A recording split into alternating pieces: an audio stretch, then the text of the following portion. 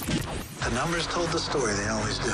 It's one of those idiots who believe in analytics. This is a numbers game with Gill Alexander on VSiN. Hour number 2 of a numbers game at VSiN, the sports betting network, VSiN.com, the VSiN app, Game Plus, iHeartRadio, YouTube TV, all proudly brought to you by BetMGM. It's Gill Alexander. It's Kelley Bydlon. Still to come this hour, Sia Nejad joins us to talk both PGA, both some Arnold Palmer and some National Football League. Sia switched jobs, by the way, Kelley? Did he switch jobs? No, you know him. He's just picking up jobs every other day. He's a popular guy.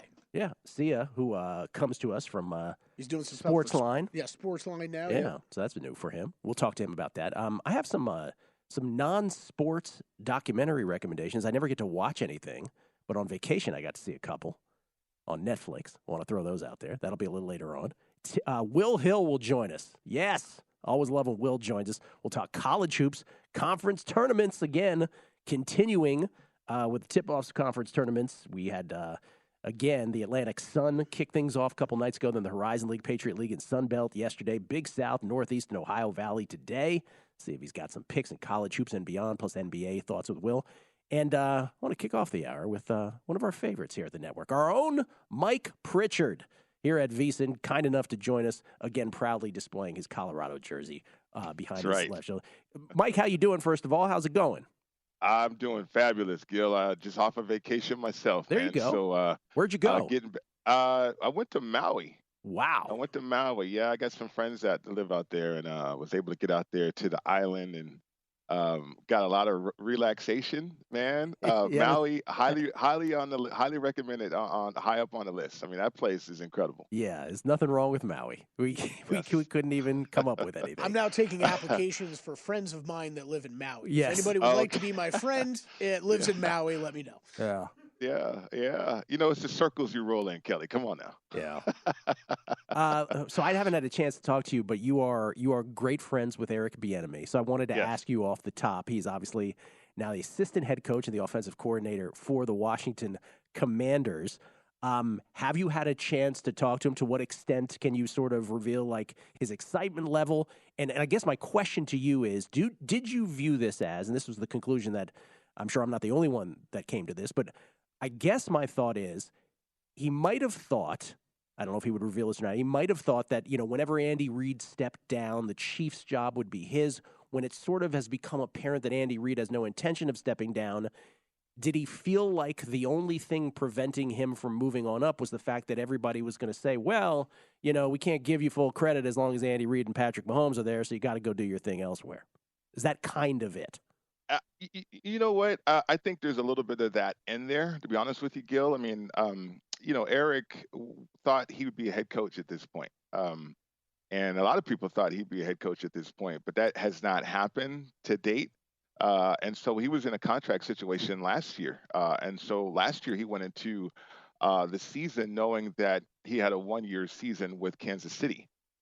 So the fact that they cap it off with a Super Bowl championship, I mean, that's everything you would want on your resume as you're looking for a head coaching job too. So the head coaching jobs or the opportunities didn't materialize this off season so far for Eric. And I think this was the best decision for him to be an assistant head coach, certainly have total control over the offense, and to also eliminate the perception that it is all Andy Reid. The thing about Andy Reid and that offense and that system that they operate with out there in Kansas City, it's no different than Bill Walsh when he had Mike Holmgren out there in San Francisco years and years ago. It's no different than when Mike Holmgren had Mariucci and then Andy Reid and then all these offensive coordinators that became head coaches, right? Sherman. I mean, all these guys became head coaches, even though you had a head coach that was a play caller. So Andy Reid has a similar system. Eric comes up with the game plans. Eric, I mean, it's a collective effort. Don't get me wrong, but Eric is highly involved in the game plans. And so on game day, when you see Andy Reid's calling some plays, that's true, but then Eric is also calling plays too. So I think he wants to move away from that perception and really solidify himself as a head coaching candidate right now. Yeah, I mean, it's as tried and true as old a story as there is in football. I mean, again, you go back to Gibbs in Washington, Dan Henning, right. Joe Bugle. The NFL is littered with examples of guys riding Super Bowl victories to head coaching jobs, and those excuses were not, allotted to them. Let's put it that way. Right. That's a whole other subject. Well, let me just ask you about Washington football to begin with. They seem really intent on, we have no interest in trading up. Maybe they're too far down in the draft to trade up and realistically get one of the 4 quarterbacks. I mean, they probably could if they were incentivized to do so, but they don't appear to be. They appear to think that Sam Howell is their guy. Are you a little more concerned than they appear to be with that? You know what? At this point, it's so early in the process, right? We're just approaching the combine, and there's a long way to go from an evaluation standpoint. Eric's trying to evaluate the personnel that he currently has, and Sam Howell. I think Rivera mentioned that Howell is QB1, but he's not cemented as a starter. He's still going to go out there and prove himself, which that should be the case. But I would think that Washington is in the market for a quarterback. Now, will that be in the first round? Who knows?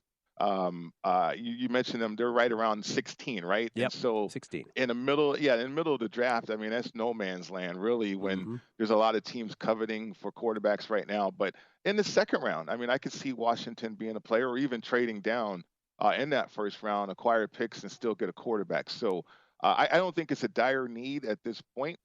Still, a lot of discovery needs to happen. And confirmation, and that's why you have the combine process in the first place, and then you get into pro day too. So there's a long road to go.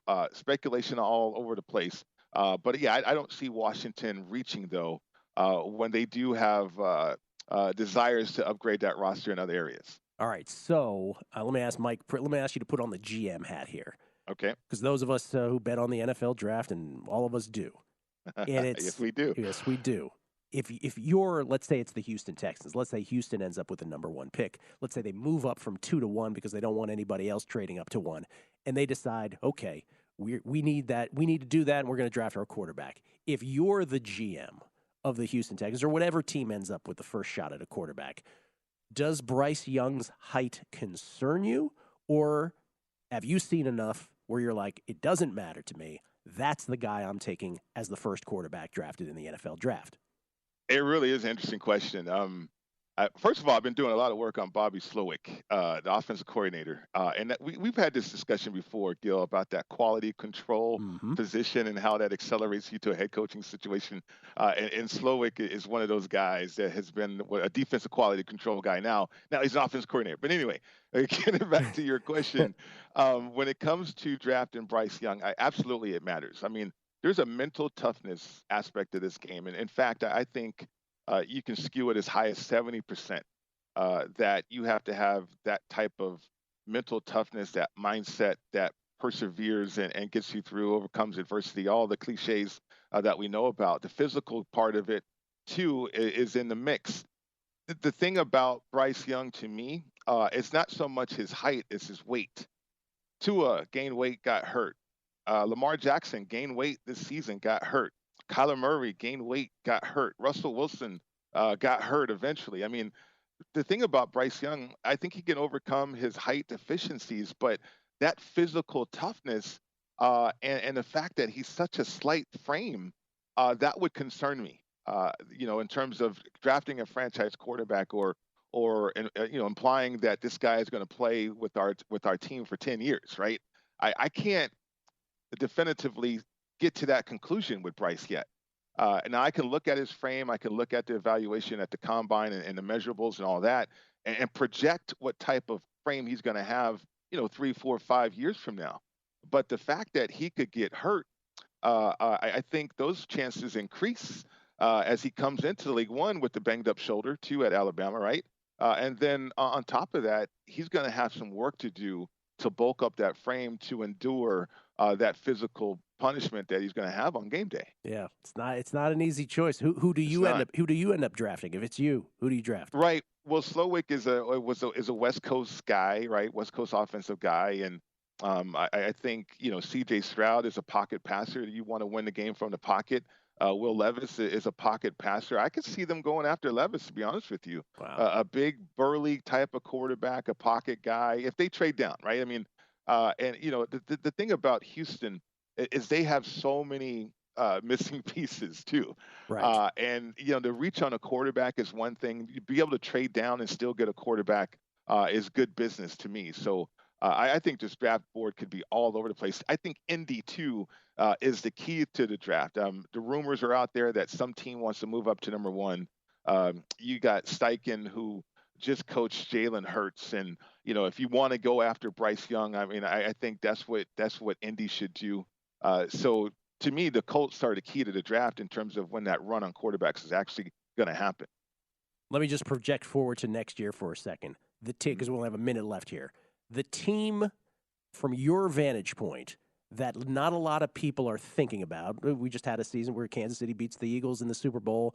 Right. We formed our thoughts on all the teams over a full season. What's the team that not a lot of people are thinking about that you actually think is under the radar, set up to be a playoff team next year?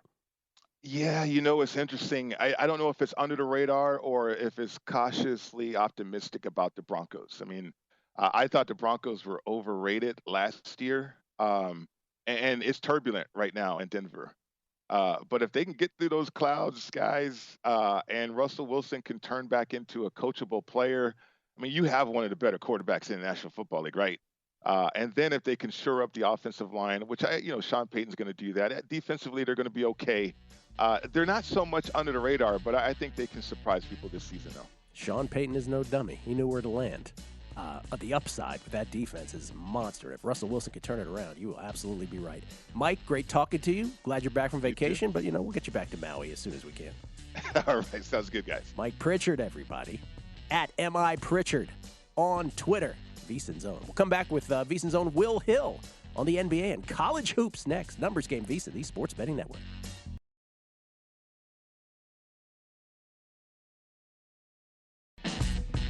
A numbers game on VSiN, the Sports Betting Network. If you're looking for a betting edge on the NHL, NBA, or college basketball, the VSiN experts have got you covered. Become a VSiN Pro subscriber with an introductory offer of only $9.99.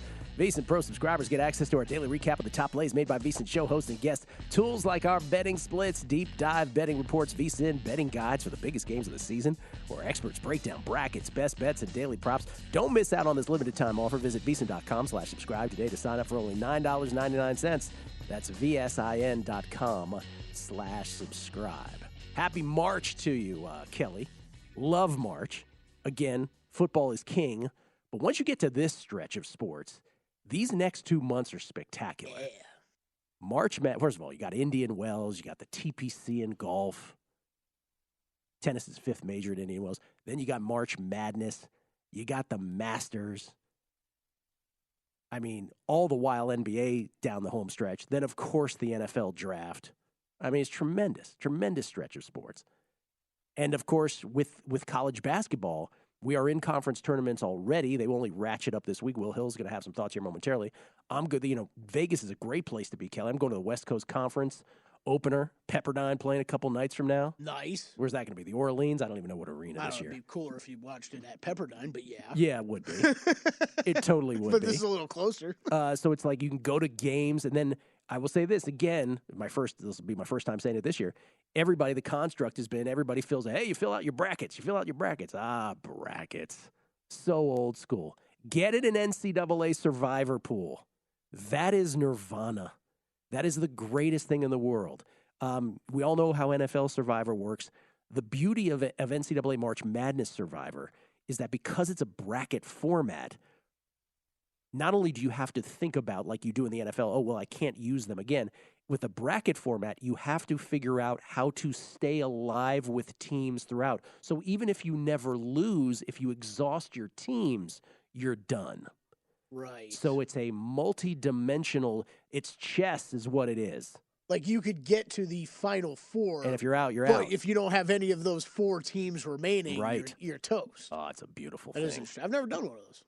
That's your pro tip of the show, by the way. There you go. Will Hill joins us, everybody. VSiN Contributor at Not The Will Hill on the Twitter machine. What's happening, Will?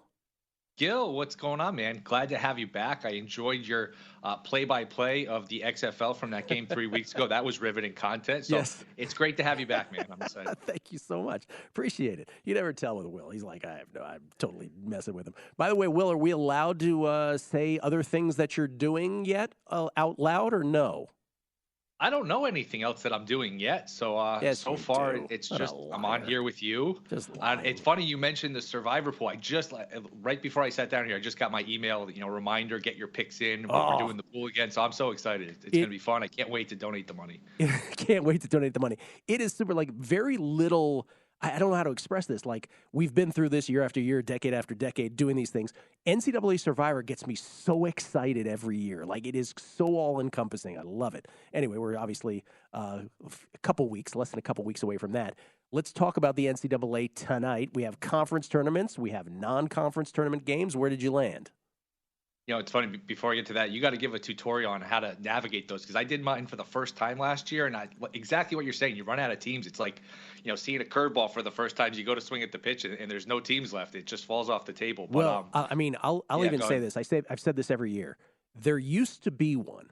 Now, I'm saying things that I've said before. There used to be one that was very large on the East Coast.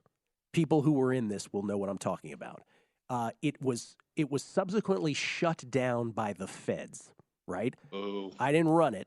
I didn't know the people who ran it, but it got so rampant down the eastern seaboard that literally the way that they did it was brilliant, by the way, where it was automated, it was online, but the Thursday that kicked off March Madness, you could keep re-upping all day long till the last games were played. So you could take really aggressive long shot plays, for seeds to win, like a 13 seed or whatever, and hope to get one of those through, so you'd be set up beautifully for the next day.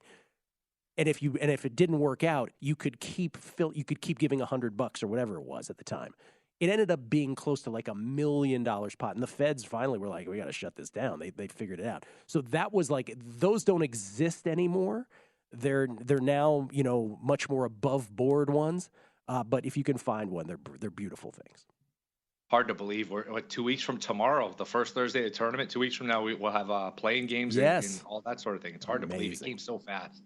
It really did. All right, what do you got tonight? Tonight, I played TCU on the money line against Texas. You were talking about, I forget who you had on yesterday. You said outside of these 6 or 7 teams, who's like a sleeper that could win all? To me, TCU's one of them. They just do everything well.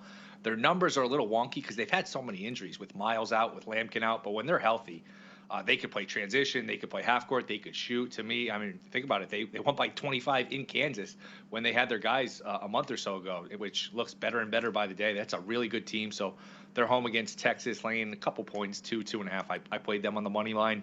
And I took Ohio State. You can get a plus 1.5 or 2. I played them on the money line as well. At home against Maryland. Maryland's just been a different team, home versus road. Ohio State, like, this is just the bottom of the market. I was saying that the other day against Illinois too, where they're getting 4.5 at home against Illinois. Their numbers are horrible. The record's horrible, but they have more talent than they've showed. So I played Ohio State and I played TCU as well. Maryland, my buddies over at my Maryland graduate buddies are going to hate me for this, but they feel fraudulent to me to a degree. Like, they're a really good defensive team. But, 3-point shooting spree against Northwestern on Sunday was just out of nowhere. I just feel like they're one of these teams that doesn't have great legs moving into deeper into March. Let's put it that way. I was on with Ben Wilson for 3 hours on Sunday, and I had Northwestern, and I was just sitting there every time Maryland hits a 3. I was like, guess what? Breaking news, Maryland hits another 3. They couldn't miss. Yeah. Couldn't miss. It was absolutely ridiculous. And I had Iowa the day before, which I can't complain because Iowa covered. But Michigan State, I think, hit 11 of the first 13 from 3. Sometimes you're just at the mercy of the 3 ball. But, yeah, I mean, I feel like you could say that about 25, 30 of these teams where you wouldn't be shocked if they're in the Elite 8. You wouldn't be shocked if they lose in round 1. It should be just an absolute blast. Oh, I was saying it out loud. Like, the teams that you could make a case for getting to the Sweet 16 this year, like, you could get super outlandish about it, and people would have to be like, yeah, I could see that. I could see, Team X, Boise State, right, who beat San Diego State last night. They could easily be a Sweet 16 team if they get the right draw. What futures do you have to win it all, by the way? What tickets do you have? I picked off something in Connecticut, Indiana. I just like Creighton. I got them at some good numbers. I don't have anything. I don't really see anything right now that's really worth adding, but I just tried to buy low on some of these teams. It's funny you mentioned that Boise State game. I had Boise State, but I also had the live over, and I went back and looked at the play-by-play. I think San Diego State went 5.5 minutes at the end of the game without scoring, and it was in the foul zone. It was a 6-point game. I was like, all right, I'll get I only needed 2 or 3 points. Nobody scored, even Boise. Like, from the last 2.5 minutes on, I think there were 2 points in that game. So That was a tough one, but yeah, it's look, I don't trust San Diego State. I'll say that too. I don't trust that offense. To me, it's a lot of fadeaways. I know their numbers are outstanding, but I don't trust that San Diego State team at all. So TCU does get your vote for outside of the 6 teams that the old college basketball formula isolated, which were, just to review, Houston, Kansas, Alabama, UCLA, Purdue, and UConn. TCU is your, if one of those doesn't win the national championship. By the way, it was Kai McKeon from Three Man Weave. His answer was Gonzaga, which shocked me. What's yours? It would be. Yeah, mine would be TCU. That was a fun answer, though. I do think Gonzaga is coming on a little bit. I mean, it would be. How ironic would that be? How after ironic. All these years. Yeah. Let me throw the question back at you. Do you have a team outside of that group that you think could make a run? Well, I would hope it would be Creighton, but I don't really believe it. Yeah. At one point, I would have said that. Kentucky's played well. They have the talent, but I don't know that they can string 6 of them together. There's a lot, like I said, there's a lot of these teams that can string 3 or 4 together, but stringing 6 together, you have to be a really complete team. So. And I totally don't believe in Virginia either, which is another ticket I have, So. Well, at least they're fun to watch. Yeah. At least they're fun to watch. That's right. Oh, so fun. Any NBA tonight? I've been betting, and you were away during the All-Star break, but boy, DraftKings and FanDuel, it might have been both of them. It was definitely one of them. They did a great job putting out these numbers. You could bet any team to finish any seed, over/under wins, make the playoffs. So I've been betting a lot of Kings to win the division, a lot of Kings to be the 3 seed. I think you're running out of time for that to be plus money. I see it's down to plus 140. I think it's still playable there.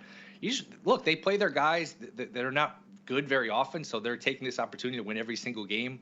The Suns get Durant back, but I don't think they're going to play him every night. To me, there's just too much of a gap. I think they're going to hold on and win that division, and I think Brown's going to be the coach of the year. That's around even money now, but the fact that they missed the playoffs the last 16 years, there's going to be a narrative here, sort of like Brian Daboll with the NFL. I think Brown's going to be the coach of the year, so I like those bets. As far as tonight, I think I took an under in the NBA. I took under of the Bucks and the Magic, which should be just a lot of fun to root for. Well, that should be fun to sit through. Yeah. No, we brought up, Kelley and I brought up the Kings to win the Pacific Division yesterday because the runway is short, right? Like the runway is short enough, and it's just such a disrespectful number with a 3-game lead in the division? Like 17, 18 games left for some of these teams, which is just hard to believe. And Mike Brown, you make a great point. Like, how's that number still sitting out there? If he ain't coach of the year, again, this is the second time I've said this on the show. If that ain't a coach of the year, I don't know what a coach of the year is. Will, appreciate it. Want to plug something? Go Boys Discord, twitch.tv/Go Boys Network. See you guys. Appreciate it. Will Hill, everybody, and not the Will Hill. Throwing in the jokes left and right. 3.5 Love it. 3.5 plus 140. Coming back. A numbers game on VSiN, the Sports Betting Network. Numbers game proudly brought to you by BetMGM. In addition to new shows, by the way, here at VSiN to kick off new podcasts to give every bettor the insights, tools, and confidence to make smarter betting decisions.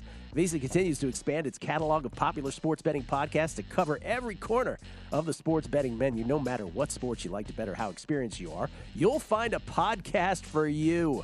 The VSiN College Basketball Betting Podcast is some of the best college hoops analysis around, breaking down the betting odds, lines, and totals. Host Tim Murray. We got to get Tim on the show. Hosts 3 episodes each week with invaluable contributions from alternating co-hosts Matt Humans and Adam Burke. And then the VSiN Hockey Betting Podcast featuring Danny Burke and NHL betting expert Andy McNeil. They cover all things hockey twice each week. They're all free. They're all available now at VSiN.com/podcasts or wherever you get your podcasts. Man. Long shots, hardwood handicappers. You're like a professional podcaster now, Kelley. It's a lot. We got a lot going on. But yeah, all the new podcasts, you're right. Tim does a great job with that stuff. And we got the Danny Burke and Andy McNeil, fantastic duo doing the hockey one. Yeah. A lot of great pods going right now. Dynamic duo. We just got you logged into the website. Big things are happening. Just got me logged in. You have no idea the technological advances we make during this show. We get tweets at Beating the Book. Always appreciate it. This is from Nash. Last name Nash, he says. Agreed that Survivor March Madness is the way to go for the tournament. It's nice that the person picking mascots can't win, and much more strategic enjoyment for sports bettors. I agree. This is from Tide Poker Coca. Oh, I thought the Ron and Mike memories were done. Was still alive. By far the best NCAA Survivor pool ever. Hashtag RIP Ron and Mike. I personally met the guys who ran the pools. Fortunately, great guys. Oh, yes. The old schoolers listening know what we're talking about. was the greatest thing ever back in the day. Oh, I promised some non-sports documentary picks, if you will. Yeah. By the way, we're getting Ortega on here to do the Oscars. Let's get Brian Ortega in here. Yeah, of course. Let's go. Come on, we got. I know he's tough to book. What is it? 2 weeks? I think a week from Sunday. Okay. So a week and a half. Well, then next week, get Ortega. I believe that's correct. So I don't get a chance to do anything when I'm here, right? But on vacation, I got to read Chrissy's book, Adel Fosmu, My Brother, available at Andrew Sports. You can just check out his Twitter, get a link, also at Amazon. And then, have you seen these Murdaugh murders things? No, I have no idea what you're talking about. You're not gonna be able to bring up that book now without me thinking about Sean yesterday, our great audio guy, being like, "What was that book he wrote about his brother or something?" Right? He wrote about his brother. It's not it. It's not. He didn't write about his brother. It's a novel. The Murdaugh murders you're not familiar with the story at all? No, I'm not. This is one of these things that when we're doing the show, we're in football season, like you see this family, you see it come up on the Chiron when we're watching, like Good Morning America's on, whatever. Oh, the trial of this. So you're aware, like it seeps into your brain that something is going on with some family named Murdaugh. But I don't really know the details, and I'm never curious enough to find them. So I sat down and I watched this Netflix docuseries. By docuseries, I mean there's 3 episodes of it. Mm-hmm. But apparently there's this how can I describe it? There's this freak family down there in South Carolina? Yeah. And they are suspicious in 5 murders. What? Yeah. So there's this kid who died. Well, now, Marine, one of the things that pops up right away is that Alex Murdaugh stands accused of killing his wife and son. Yeah, let me just go through it chronologically, Kelley, before you just... I'm jumping to the end? What, are you going to break into my play-by-play on the XFL also? Jesus. So there's this kid that dies, like on the road somewhere. We find out that he was gay and that he knew one of the Murdaugh kids, and so there's suspicion well after the fact. They finally pieced it together. There was no suspicion for a long time about that murder, but that was the first one chronologically. Then a housekeeper died. She fell down the steps kind of thing. All right, yeah, sure, but there was like Oh, it's the same family? Oh, yeah, no, it gets better. And then like the wife and kid. No, hold on. No, I'm not there yet. Then a young lady, a friend of one of the Murdaugh kids, gets killed because one of the Murdaugh kids is like drunk driving this boat and he crashes it and she dies in the accident. And then the wife and that kid who drove the boat get shot. What? Dude, and by the way, it's all in trial now. So anyway, it's the Murdaugh, what is it, Murdaugh Murders, is it? Is that what they call it? Yeah, the Murdaugh Murders, a Southern Scandal. It's on Netflix. It's a freak family. Wow. And they controlled the whole town because, like, he was the lawyer and his dad was a lawyer and his grandfather was a lawyer and a judge and whatever. So, like, this entire region, they were, like, in the pockets of everybody. It was amazing. It's an amazing story. Okay. Amazing in all the worst ways. I'll have to jot that one down. And the other one is sort of... There's so many good documentaries, especially on Netflix, but, like, I can't even make my way through them all. Well, I don't know if you remember the one that I said, like a year ago with 3 identical strangers. That one is unbelievable. That's a true story. Okay, I remember. I started watching, never finished. Oh, dude, you got to watch it. It's great. But the other one we stumbled on, fashion stylist Deborah Song and I stumbled on, it's called Volcano. It's like an hour and a half, just one little 90-minute documentary. It's about this group of people who wanted to go on, they found this trip, the adventurous trip to the most active volcano on planet Earth. And it's in New Zealand. Okay. And they just happened to pick the day where the volcano went crazy. What? Dude, it is like it's the worst luck of any human beings. Well, on the one hand, some people would say, well, I would never go to the most active volcano on Earth and take that chance. Yeah, but people do that stuff all the time. They do it all the time. Yeah. They just happen to do it on the day where the thing erupted. And it destroyed their lives. It's a whole thing. It's just, these documentaries are riveting. Anyway, I finally got a chance to watch some of these, and it's incredible. That is wild. Do you ever, are you a murder mystery, like, podcast guy? No, I'm not a true crime guy. A true crime guy, that's yeah. Me either. I was just asking it because I feel like as of, dude, I wanted to say now, but probably more like 2 years ago, it was like the most popular thing on the planet. My girl is so obsessed with true crime. I don't get that stuff. That everything that I do, she then wraps in a context of, is he going to kill me? Right? Everything that I do. This is what I'm talking about. People are thinking about this crap too much. I saw this on a true crime documentary, how you ordered those eggs. right? Like everything becomes true That's all I started crime. thinking about when you were talking about the Murdoch things. I'm like, this is people listen to these things too much, and then they like start thinking about. It's like, well, I'm afraid I love Kevin to death over here, but he brings up Dexter way too often. Kev loves Dexter. Way too much. He brings up Dexter. It's like red flag all over the place. What are you trying to say, Kev? He wants to be Dexter. He loves Dexter. Loves the conceit of it. All right, I asked Will about which college basketball futures he has. Do you have any? I do not have a single one, Gill. You have two, right? And I hate both. You hate both. Well, they're not particularly great numbers either. I have Virginia 30-1, and I have Creighton 40-1, or maybe reversed. I think it's that. Oh, there it is. Virginia 30-1, Creighton 40-1. And, I don't really believe in either of those. So I don't even know. By the way, college basketball is not necessarily a sport that I have futures in on a yearly basis going. But it is a sport where deep into the season, as late as now, you can still get pretty good numbers on it, and especially in a year where it's as wide open as, even the experts will tell you, it's as wide open as it's ever been. Yeah, it's I'm with you. Usually every year, if I have stuff, Gil, it's not till later, and I never feel like that's a bad thing. Right. I never feel like I'm missing out on anything.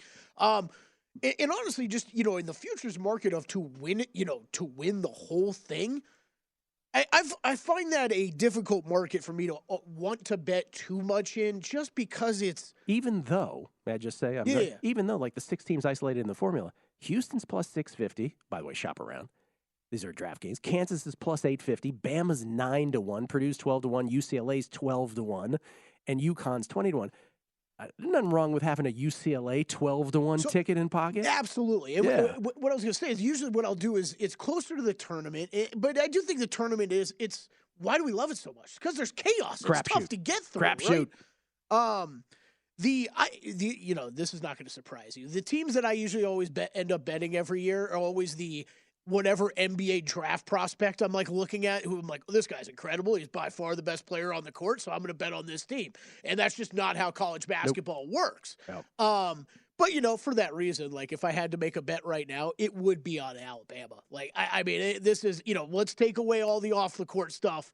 What Brandon Miller does on the court, I think that kid is absolutely incredible, and the rest of that team is pretty special. So 9-1, I don't know. I think it's a little too short for my comfort, but I hear you. I think there's a lot of these teams, that you've broken down very well with your formula that could make sense to bet right now. I think to make the Final Four market. So I was going to say, to make the Final Four, those will obviously proliferate as we get closer and closer, and then once the draw is established for March Madness, a little less than 2 weeks from now. And then the other one I keep bringing up, NIT. There's going to be books that put out an NIT market as well. If they're out there beforehand, I haven't looked enough, but if you can get ahead of, because that's also multidimensional, figure out who's going to miss the big dance, but will be incentivized enough to win the NIT. So there's other ways to bet college basketball moving forward that are super creative, much more creative than just, to win it all. Because NIT, a little bit like bowl games you can look at, right? Where there are teams that end up there that have no interest in being there. And you can get juicy prices on those as well. Anything that involves like 2 levels of thinking, I'm all about. Always a fun market to bet. Even now, this deep in.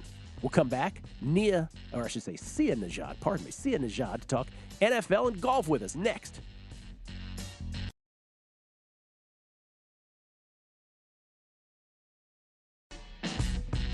A numbers game on VSiN, the Sports Betting Network. BetMGM, the king of sportsbooks, unleashing the spirit of Las Vegas with BetMGM rewards. Every time you make a wager at BetMGM, you can earn BetMGM rewards points that you can redeem for online bonus credits like bonus bets and bet insurance tokens. Planning a trip to Vegas, you can also convert your BetMGM points into MGM rewards points that you can use towards dining, shows, and hotel rooms at over 20 MGM resorts properties located on the Las Vegas Strip and nationwide. Sign up with BetMGM or log in today to get an even bigger piece of the action with BetMGM rewards. Eligibility restrictions apply. BetMGM and GameSense remind you to play responsibly and offer resources to help you make appropriate choices. Visit BetMGM.com for terms and conditions. Must be 21 years of age or older to wager. New and existing customer offer. All promotions subject to qualification and eligibility requirements. Rewards issued as non-withdrawable bonus bets. Bonus bets expire in 7 days from issuance. Please gamble responsibly. Gambling problem? Call 1-800-GAMBLER.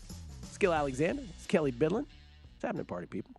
Let's bring in Sia Nejad. because we have a draft to get to here that Kelley, Sia, and I are going to do. Sia, who has added Sportsline to his resume, also co-host of the First Cut podcast. You can follow him on Twitter at Sia Nejad. That's SIANEJAD.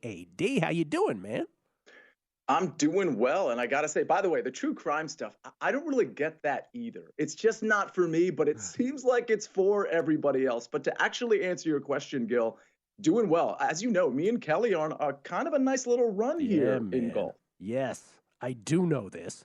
And you actually, when it comes to first round leaders, have had this, may I call it, ridiculous run of how many have you hit now over the last year and change? Yeah, so I'll contextualize it this way. Around this time of year was when I went 6 for 12. When in a 12-week span, I hit 6 first-round leaders. It's ridiculous. It's absurd. Ridiculous is a good word. Yeah. I'll go with absurd. But the reality is it's this time of year again, obviously 2023, and now I've hit 2 in a row going for 3. Listen, I told you, Gill, I'm infamous on this show for telling you I don't want to be the first round leader guy. No, but here I am hitting 2 in a row going for 3 in a row. Yeah, I would introduce him that way every time. The first round leader guy, Sia Nejad. I think Sia thinks the same way I am, where they're kind of like Gill, we talk about this all the time with first quarter, first half betting, right? It's like in my opinion, you want to bet. I like betting games because I like my handicap to play out through the entire course of a game. If you're just limiting yourself to the first round, it's kind of like betting a first quarter. So I don't do that very often. But once you start hitting them, it's kind of like, well, okay, maybe it's something I should keep doing. So it's you kind of fall into that run, right, Sia? So, go ahead. Yeah, go ahead. No, it's true. So it's one of those things where, I do some shows where at the end of the show, it's kind of a bit where we're like, hey, you want to put all your money on this first round leader. The reason it's a bit is because it's ridiculous to put any sort of units or legitimate units on a first round leader bet. But what's funny is that the bit has become kind of not a bit. It's like a bit about a bit at this point because they're hitting now. So now people are like, well, is it a bit? Should I put like a full unit on this? And of course, the answer coming from me is always going to be no, because I want to have the full handicap too. I want to get my money in the head-to-head market more than I do, of course, the first round leader market or the outright market for that matter. But when they hit, boy, is it fun because it bankrolls you for a while. Oh, it sure does. For example, we chopped on we had different guys 2 weeks ago. You had Joseph Bramlett last week, right, Sia? Yes. Okay, so we had both had Joseph Bramlett, okay?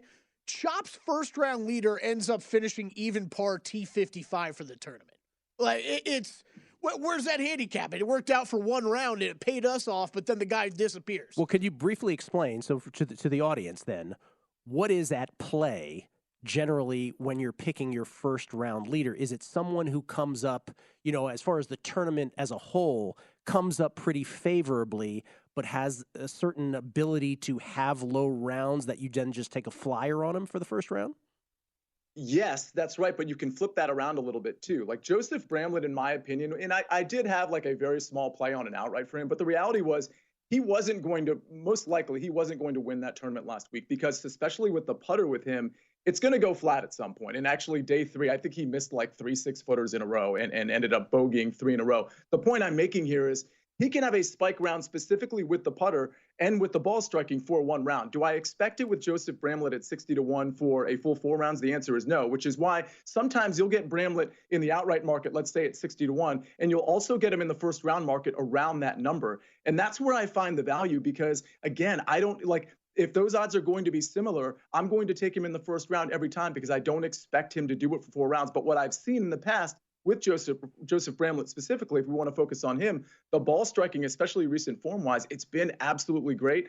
And we know he's bad with the putter, but anybody can get hot with the putter at any given moment. All right, we're going to do, before we get into your full tournament Arnold Palmer Invitational thoughts, Sia, let's do our first round leader draft real quick, Kelley. Let's do it. Yeah, we're going to do it. So how we're going to do this is 3 each, yeah. Okay? Gill's going to start us off, then we're going to go to Sia, then we'll go to myself. We'll go around 3 times. All right, you have access to the numbers here, Kelley, the odds, so I'll just give you who I want first. Ready? Max Homa. Max Homa, 25-1 for Gill. Very solid. Is it my turn? Sia, you're up. Yep. All right, I'm going to go with Will Zalatoris, 33-1. Okay, I'm going to go with Victor Hovland, 40-1. Tommy Fleetwood. And by the way, Will Zalatoris was 30-1. Forgive me on that. And Kelley, you stole one of my guys. So I'm going to go down to Jason Day at 40-1. 40-1 there. Okay, I'm going to go with wherever my good friend Gary Woodland is at in this market, 75-1 Gary Woodland. Interesting. Did you get my Fleetwood in? Fleetwood, 70-1. Yep, got okay. it. My third one, I'm going to go with Tom Kim. Ooh, I like that. Interesting. All right, so real quick question. I could go hero ball here with 100-1 shot or another 40-1 shot. Is there any reason for me to go one way or the other, Kelley? I would say well, if you bet either one, you go with whatever one you want. Do one of the ones you bet, though. So we give the listeners one of your bets.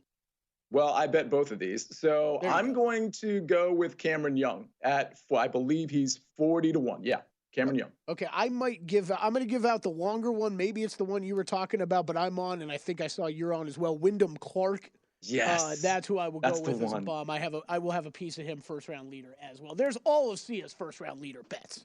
All right. First round leader expert, Sia Nejad.